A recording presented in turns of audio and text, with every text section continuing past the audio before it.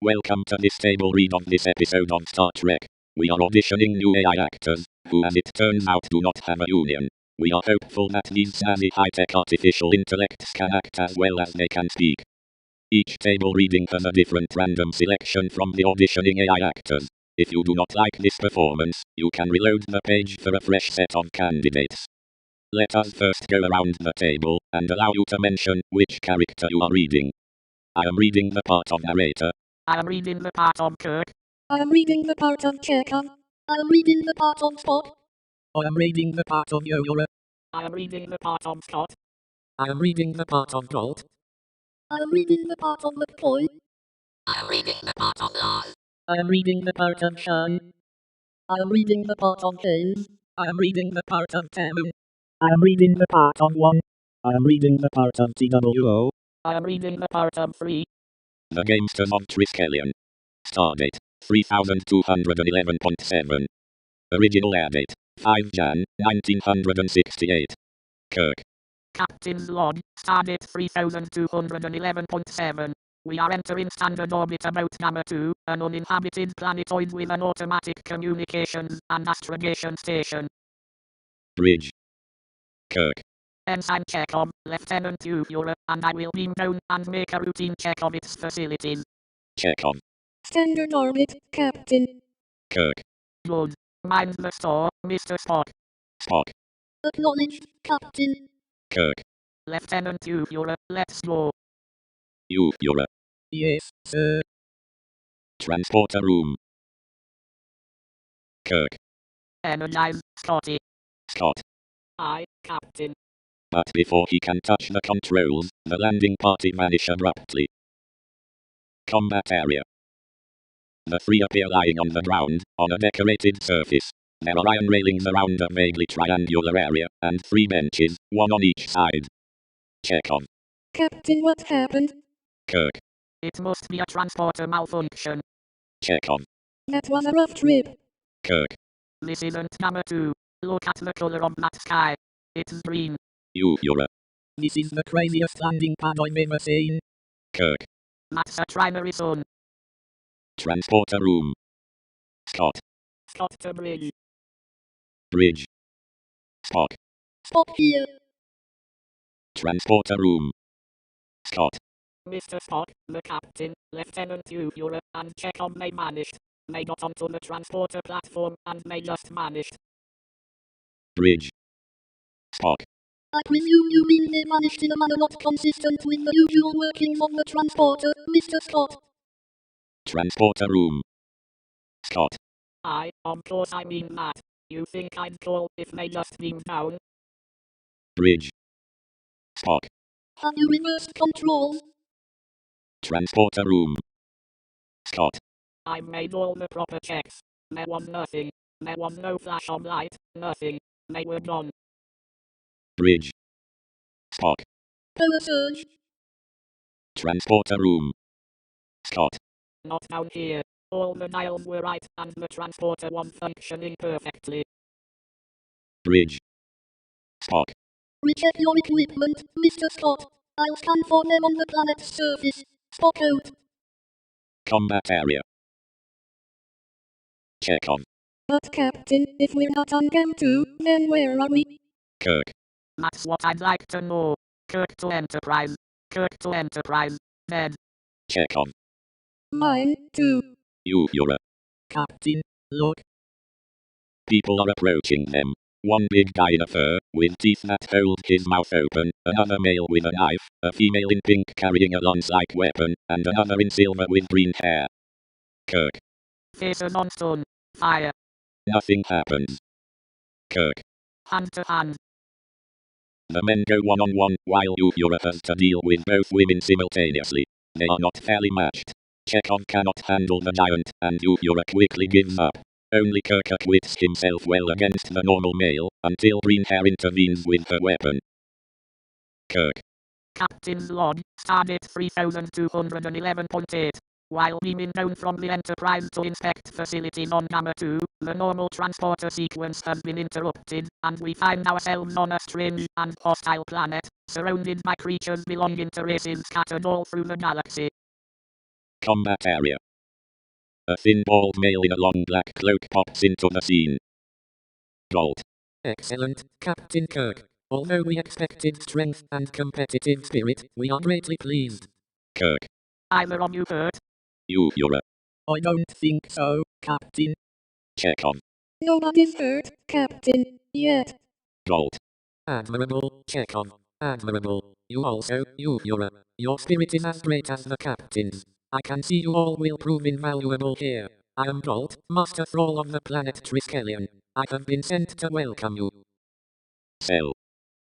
All three are fastened securely to the wall and have collars around their necks. Jolt. There, Captain. Now you are prepared for your training. Kirk. How do you know our names? Jolt. The providers were expecting you, Captain. They arranged your transportation. Kirk. Jolt. Correction, Captain. The providers are not ours. We are theirs. Kirk. What do they want from us? Jolt. You are to be trained, of course. What other use is there for thralls? Kirk.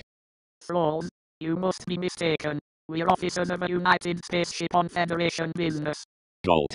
There has been no mistake. Your old titles mean nothing here, Captain. You are thralls now. You are to be taken to the training enclosure. The restraints are released. Jolt. Come. Places have been prepared for you. Kirk. We're not going anywhere until we have some information. Who are you? What is this place? What do you think you're going to do with us? Jolt. I am Jolt, the Master Thrall. This place is the planet Triskelion. You are to be trained and spend the rest of your lives here. Bridge. Scott. Mr. Spock, I've checked that transporter from one end to the other. Every circuit works perfectly. Whatever that power surge was, it had nothing to do with the transporter or any other system aboard this ship. Spock. I'm beginning to believe that, Mr. Scott. I've conducted 2 sweeps of the planet's surface. There is no sign of life. McCoy. Then what the devil is happening? Does that mean their atoms are just floating around out there? Spock. No, Doctor. Even that would show up on our sensors. Scott. Where are they then? Spock. The only answers are negative. No magnetic storms, no ionic interference, no breakdown in your equipment. McCoy. A negative attitude is no good to us. We can't just leave them out there, wherever they are. Spock. We shall continue sensor scans, Doctor. At the moment, that is all we can do, except hope for a rational explanation. McCoy. Hope? I always thought that was a human failing, Mr. Spock. Spock. True, Doctor. Constant exposure does result in a certain degree of contamination. Accommodation block. A curved corridor, with doors off on either side. The doors have iron bars in the upper half. Jolt.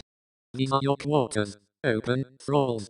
As the doors slide open, Chekhov and Kirk hit their minders, and they all run. Jolt's eyes glow, the collars glow, and the Starfleet escapees collapse, choking. Jolt.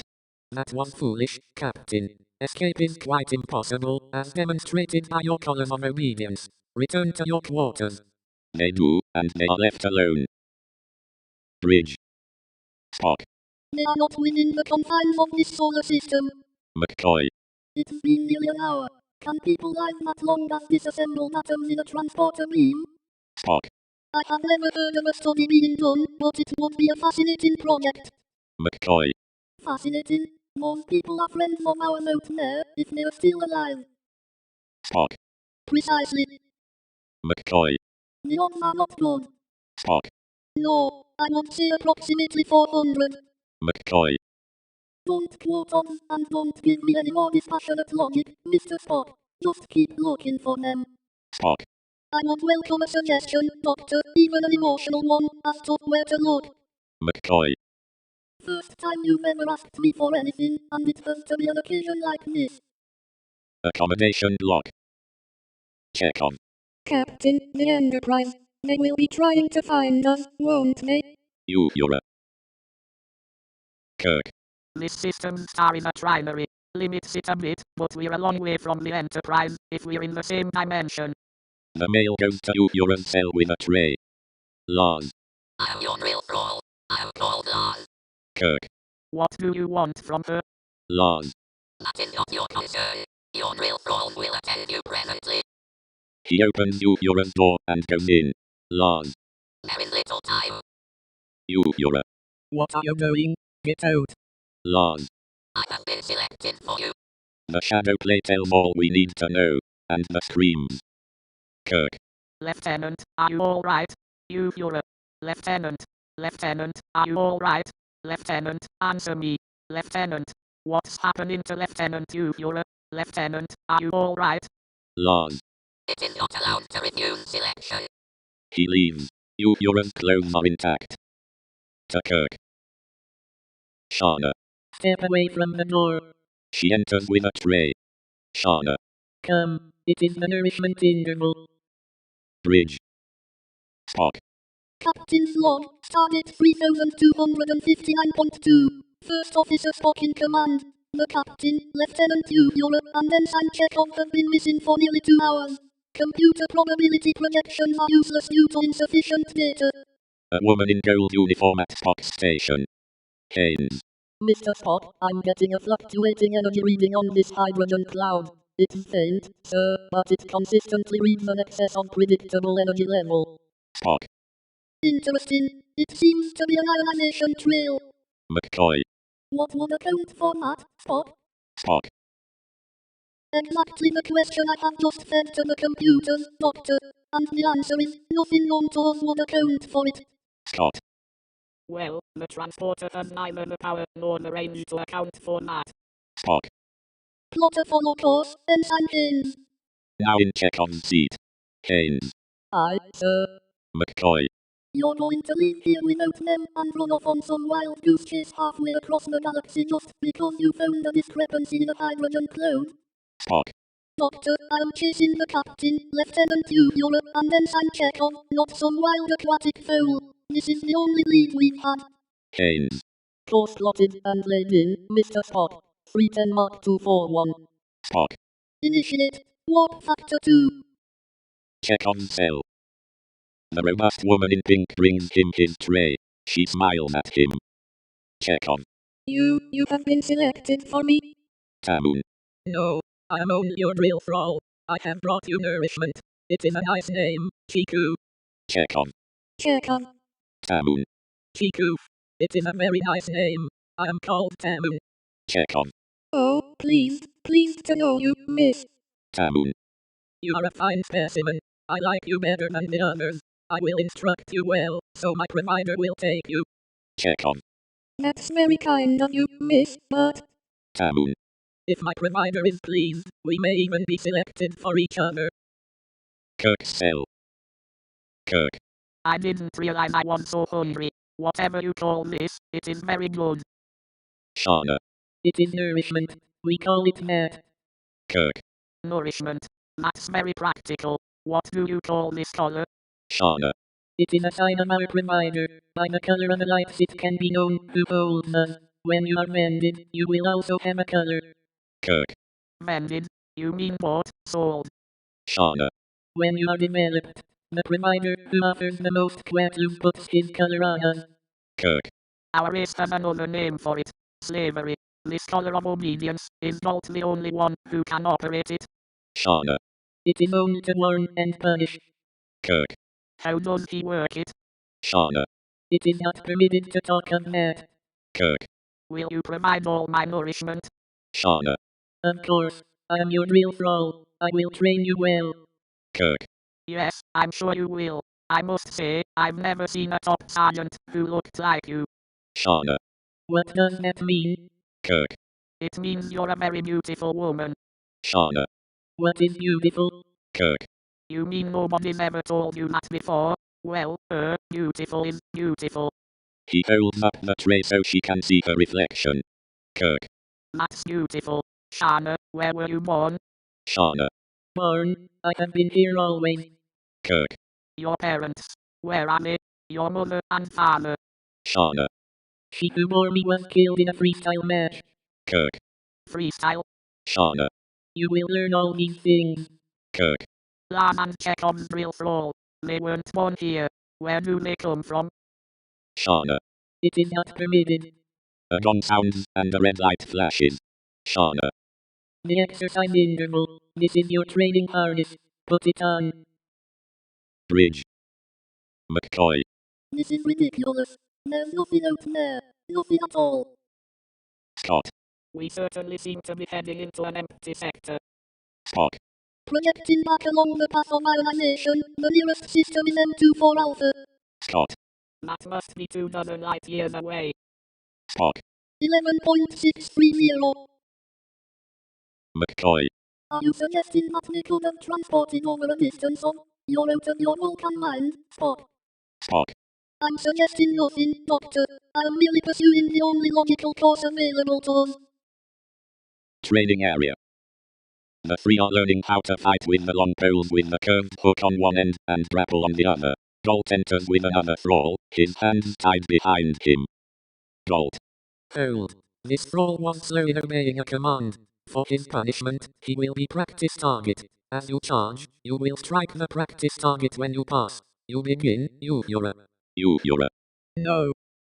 It is not allowed to refuse a training exercise. Uhura. I don't care whether it's allowed or not. I will not do it. Kirk. None of us will do it, Jolt. Jolt. It is part of your training. The providers wish it. Kirk. The devil with the providers. Check on. Cossacks. Jolt gives them a reminder of what their colors do. Jolt. We have been tolerant because you are newcomers, but I see you must be given a lesson. Laws. Lars unties the thrall. Jolt. Klug. Klug will administer correction. Uhura, take your place on the triad. Lars starts to tie Uhura's hands behind her back. Jolt. Tie her. Kirk. No, no. I am responsible for the actions of my people. I demand to see the providers. Jolt. It is not permitted. But, Captain, since you assume responsibility for your people, you will take the punishment. It is less painful than the collar. Turn around. Lars ties Kirk's hands.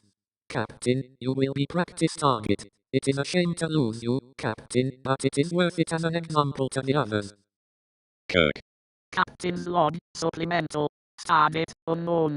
Our strange captivity continues. This planet is called Triskelion. We do not know its location. We do not know who controls it. Its dangers are abundantly clear. Combat area. Klug, the big, silent one, has a whip and net, which Kirk is trying to dodge. His back is bloody and his shirt is torn, but he manages to land a good kick on Klug. Jolt. Hold. Rest interval. 15 trisecs. The two combatants join their comrades on the benches. Kirk. He's pretty fast with that whip. Shana. This will strengthen you. Drink it. Klug's left eye is weak. Approach him from that side. Jolt. Resume places. Kirk carries on dodging the whip, whilst loosening his bonds. Finally he manages to get his hands in front of him, jump on Klug's back, and try to strangle him. Klug falls to the ground. 1. Hold. Jolt. We hold. Provider 1. 1. Provider 1 bids 300 quatlum for the newcomers. 2. Provider 2, 350 quatlum. 3. Provider 3, 400. 2. 1000 quatlum. 3. 1050 quatlum. 1. 2000. Jolt. 2000 quatlum are bid. Is there a challenge? The newcomers have been vended to Provider 1. Kirk. We are free people. We belong to no one. 2. Such spirit. I wager 15 quatlum that he is untrainable. 3. 20 quatlum that all three are untrainable. 2. 5000 quatlum that the newcomers will have to destroyed. 1. Accepted. Mark them, Jolt. Jolt's eyes go bright, and the badges on the collars turn red. Jolt. You now bear the mark of a fine herd. But I must warn you, any further disobedience now that you are full-fledged thralls will be punishable by death. Bridge. Scott. Mr. Spock, it just doesn't make sense they could have come this far. If there's any chance at all it is to continue to search in the area they were lost. Spock. We searched the area. It's always possible to miss something. Spock. Such as a failure in the transporter mechanism. Scott. No, sir. There was no sign of failure. Spock. There was no sign of them in the area of Gamma 2. McCoy. If they weren't there, it's ridiculous to think they could still be alive. Not after all this time. Spock. In that case, Doctor, we have nothing to lose by pursuing our present course. Ruins. Shauna has taken Kirk for a run. Kirk. Slow down. Slow down. Wait a minute. Wait a minute. We've covered over 2 miles. Can we take a breather? A rest? Shauna. Oh, very well. You are tired. Kirk. Oh well, it's good to get away from that development area, even for a while. Shana, why do the providers, why do they like to watch others being hurt, killed? Shauna. That is the way. Kirk. Their voices sound mechanical. Are they computers? Shauna. Computers, Kirk. You've seen them. Do they have bodies? Shauna. not such as ours. Kirk. What is this place? Shauna. It is not used. Kirk. It's very old. Does it have a name? Shana, could it have been a city for the providers? Shauna. I do not think it is well to ask such things. Kirk. They do have bodies, or did have. Shauna. One does not talk of such things. Kirk. Very pretty country. Very much like my home planet, Earth. Shauna. Planet, Kirk stands close to her back, hands on her shoulders, so he can whisper in her ear. Kirk. Where I was born. Shana, don't you ever look at the night sky? The lights up there. Shauna. I have looked at them. Kirk. Well, those are stars. And around them are planets. And there are people that live on them, just like us. Shauna. How can one live on a flicker of light? Kirk. From Earth, Triskelion's 3 suns are just a flicker of light. Actually, this is the darkest planet I've ever seen. Shauna. Dark, but all is lighted. Here, the chambers. Kirk. The thralls have no freedom, Shana. You don't think or do anything but what the providers tell you. Shauna. What else would one do? Kirk. Love, for one thing. Shauna. What is love? Kirk. Love is the most important thing on Earth. Especially to a man and a woman. Shauna.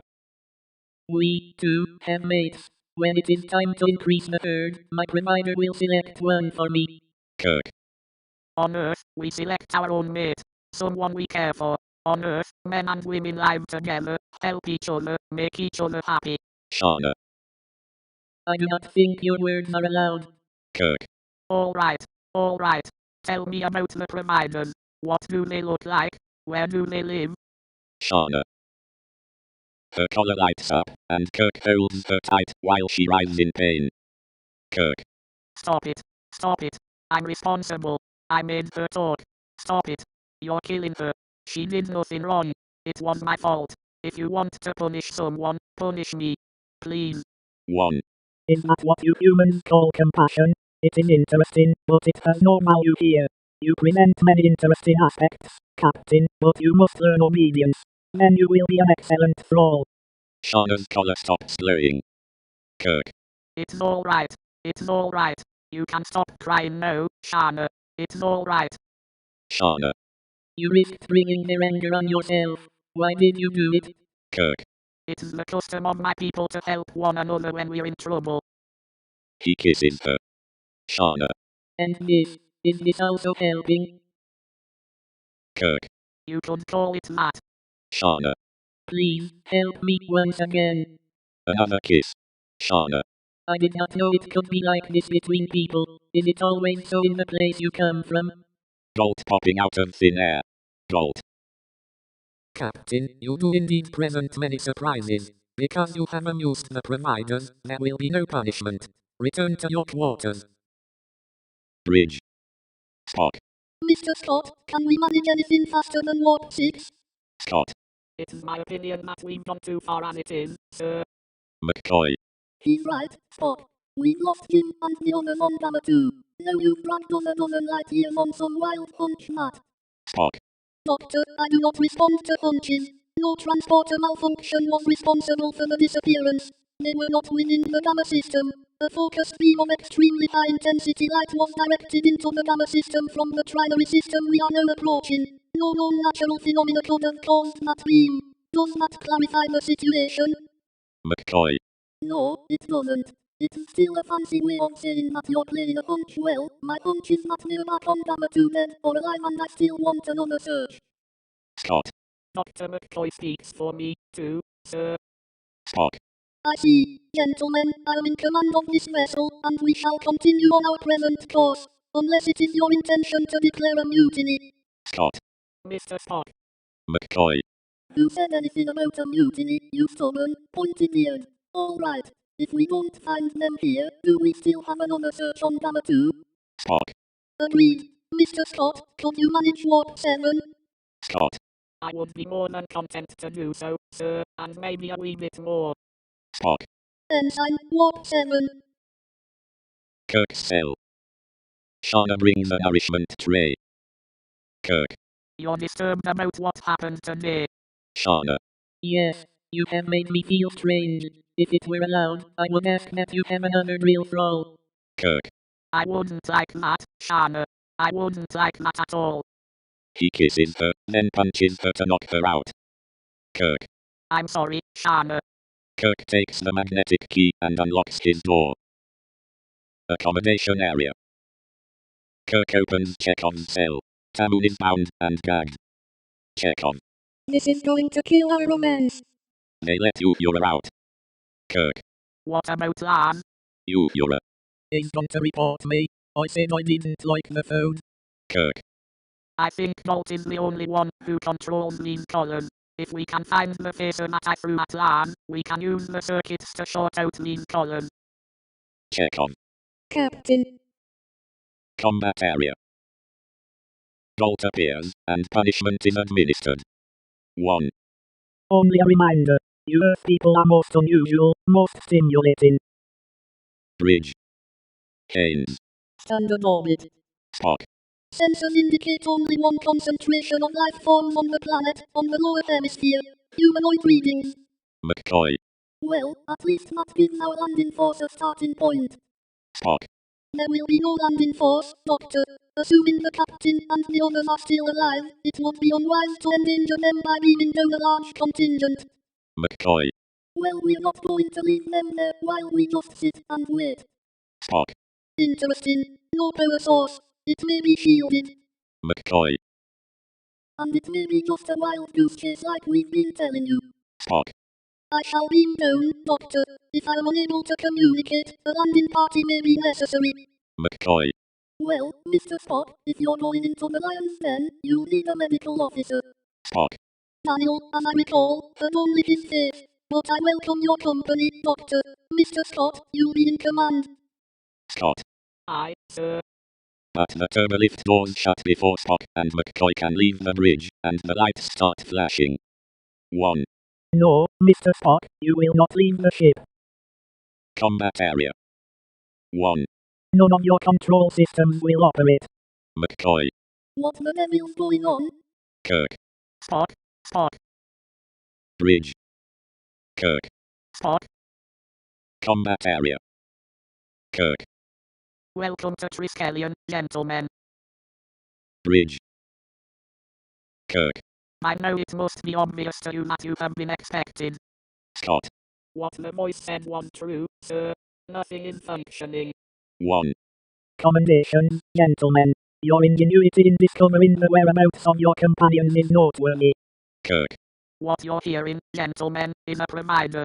1. We are known to the thralls as providers because we provide for all their needs. The term is easier for their limited mental abilities to comprehend. Combat area. Kirk. Providing for all their needs means using thralls, people stolen from other parts of the galaxy, Bridge. Kirk. to fight each other, and the providers gamble on the winner. Spock. Kirk. But these providers haven't the courage to show themselves. 1. Your species has great curiosity. Combat area. 1. We knew that. You are interested in many ways. Kirk. But you are afraid. Bridge. 1. You present no danger while you wear the collar. Combat area. 1. And you wear it as long as you live. Kirk. Then show yourselves. 1. There is no objection. Cavern. It is vast, obviously constructed with ceiling lights, and a power plant in the background. In the foreground is a transparent dome with 3 yellow brains in it. Kirk. The power source. Shielded by solid rock. A brain pulsates red. 1. We are 1,000 of your meters beneath the surface. Kirk. Primary mental evolution. Incredible. A brain pulsing green. 2. That is not true, Captain. Once we had humanoid form, but we evolved beyond it. A yellow pulsating brain. 3.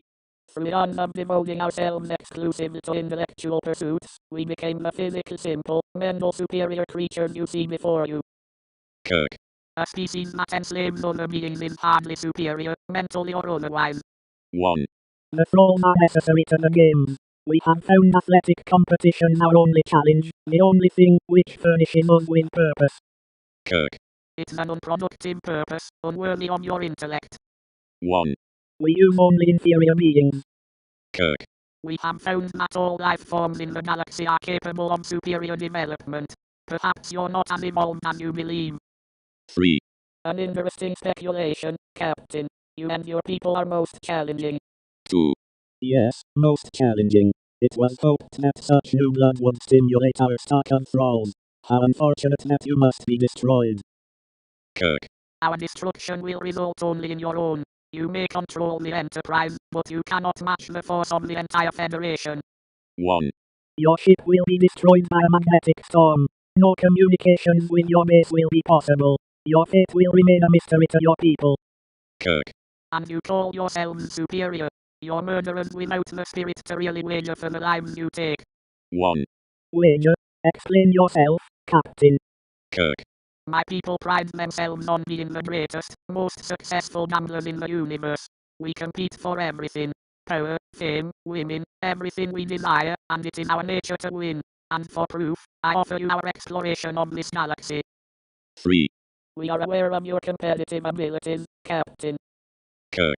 Well, then, I wager that with weapons of your own choice, right here and now, my people can overcome an equal number of thralls set against us. 3. 100 Quatlus on the newcomers. 1. 400 Quatlus against the newcomers. 2. 200 Quatlus against. 3. 500 for the newcomers. Contest by multiple elimination. Kirk. 1. Name your stakes, Captain. Kirk. If we win, the Enterprise and its crew leaves here in safety. Furthermore, all the thralls on the planet must be freed. 2. Anarchy. They would starve. Kirk. You will educate and train them to establish a normal self-governing culture. 3. Thralls govern themselves. Ridiculous. Kirk. We have done the same with cultures throughout the galaxy. Are you willing to admit that we can do something you can't? 2. There is nothing we cannot do. 1. And if you lose, Captain, Kirk. If we lose, we will remain here, the entire crew of the Enterprise. The most stubborn, determined competitors in the universe. We'll become thralls, enter your games, obey your orders without rebellion. You'll be assured of generations of the most exciting wagering you've ever had. 1. your stakes are indeed high, Captain. Kirk. Not for true gamesters. 3. We will accept your stakes on one condition. Kirk. Name it. 1. As leader of your people, your spirit seems most indomitable. We suggest you alone, pitted against 3 contestants of our choosing. Kirk. 3 against 1. Those are pretty high odds. 2. Not for true gamesters, Captain. Kirk. Your terms are unfair. 1. On the contrary, they're extremely fair, since your alternative is death. Kirk. Well, in that case, I'll accept your terms. 1. Bolt will prepare you. Combat area. Lars has a net, Klug has his whip, and the Andorian has the pole weapon, same as Kirk. 1. Because you wager your skill for all your people, they will be permitted to watch the outcome of the game on the ship's view screen. Bridge. Scott. Mr. Spock, look. 1. Captain, you will defend. Thralls must stay in the blue area. You will take the yellow. Touching an opposing color deprives a contestant of one weapon. An opponent must be killed to be removed from the game. If only wounded, he is replaced by a fresh thrall. Is that clear, Captain? Combat area. Kirk. Yes, that's clear. Bridge. McCoy. What in the name of heaven is this? Scott. Heaven's got very little to do with this. Combat area. So the fight begins, and everyone puts their feet outside their allotted colors from time to time. Kirk manages to trip up or push over each of his three opponents several times. Eventually he throws his pole into Klug's belly, then picks up a dagger to defend himself with. Lars traps his hand in the net, but Kirk ducks as the Andorian throws his pole. Now the two fight with just the daggers, until Kirk throws the Andorian. Galt sees that he is only injured, and orders in his replacement. Galt. Shana. She enters the area with a pole. Shana.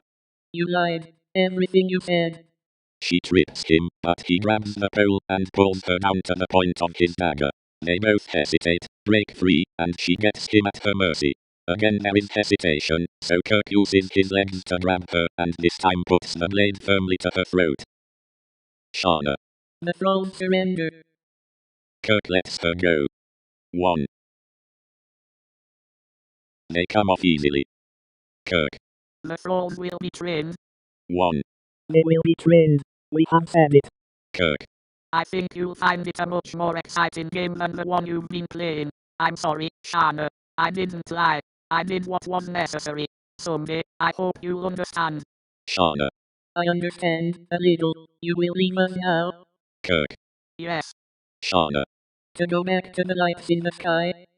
Kirk. yes. Shana. I would like to go to those lights with you. Take me. Kirk. I can't. Shana. Then teach me how, and I will follow you. Kirk. There's so much you must learn here first. The providers will teach you. Learn it, Shana. All your people must learn before you can reach for the stars. Shana. He gives her a farewell kiss. Kirk. Scotty. Scott. I, sir. Kirk. We must up.